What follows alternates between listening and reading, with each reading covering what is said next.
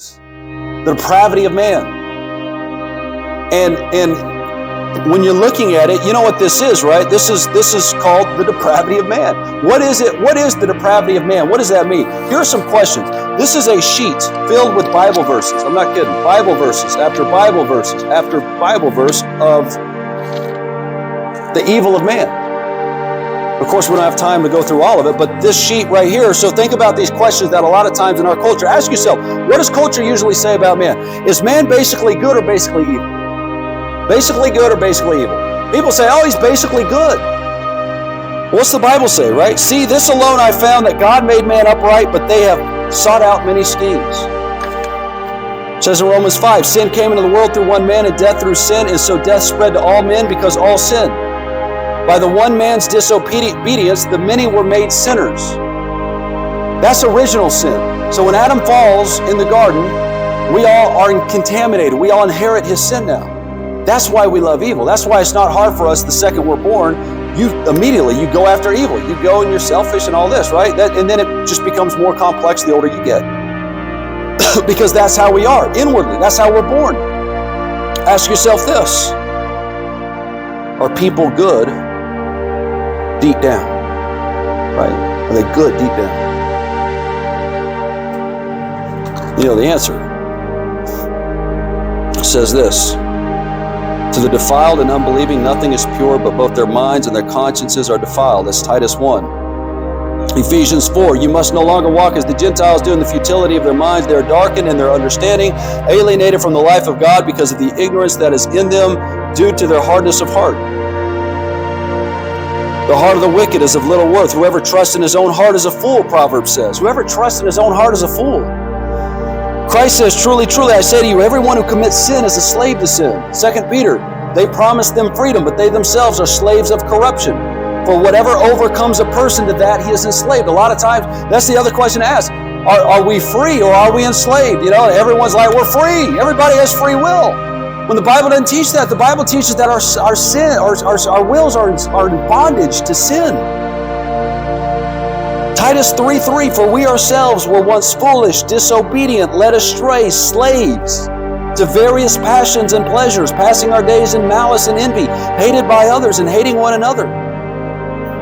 Galatians 4:8 says, formerly when you did not know God, you were enslaved to those that by nature are not gods, idolatry.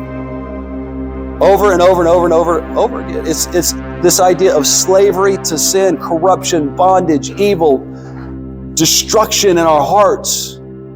And then you look around and you realize, you know, this is quite astonishing. Just like with all these dietary laws, what were the dietary laws meant to do? To overwhelm you into realizing I'm unclean, I'm undone, woe is me. What is Christ doing here with this? He's overwhelming them with the depravity that's in their own hearts. You're evil. You're malicious. You're murderous. You're adulterous. And the rich young ruler's like, what are you talking about? I've never done this. I've loved everybody. I've always done this. I've always done that. Christ says, you're not looking in the right place, man. It's not your outward actions. Isn't that what he says? He says, you take this law, and then what? You can say all day long, I've never murdered anybody, but when you have hatred in your heart, what is it? It's the same as murder. Why? Because it's the same thing that causes a person to murder is the same expression in a person's heart that even though the person has for another person, he might not murder him, but he still has that same anger. Same thing with adultery. Adultery doesn't begin in the act. It begins here in the heart. That's why he's saying investigate the inner man, the inner life, and then you'll realize this is a cesspool of corruption and depravity, a sink of iniquity. That's what we have. Calvin, when he says that the heart is a factory for idols, we just keep pumping idols out. We put down one idol, and then before you know it, we make an idol of something else. And then we got to work, then in God's grace, we get rid of that. And this is as Christians. This is as believers, right? Even as believers, man. We're still wrestling with this stuff. So here's what you have. And this is why this is so important. Because if you deny any of this stuff, you know what the consequences of that is? If you deny the depravity and the wickedness of man, then what you're doing, what will happen consequentially? is the gospel becomes less and less precious. When you realize the depravity in my heart is this bad, then you realize the work of grace that it takes to save a sinner like me. That's why when somebody says, Jeffrey Dahmer's going to heaven, then I don't want to go to heaven. And you realize they have completely missed the gospel, right? Because the gospel is every single heart is worse than Jeffrey Dahmer's, worse than Adolf Hitler. God is restraining us. God is keeping us from doing those things that Jeffrey Dahmer did. He restrains us, but then what do we have? Not that we love God, but that God loved us.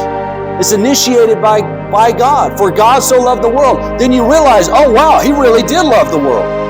In fact, B.B. Warfield, when it talks about for God so loved the world that He gave His only begotten Son, that whoever, and he says, you know what the for God so loved part?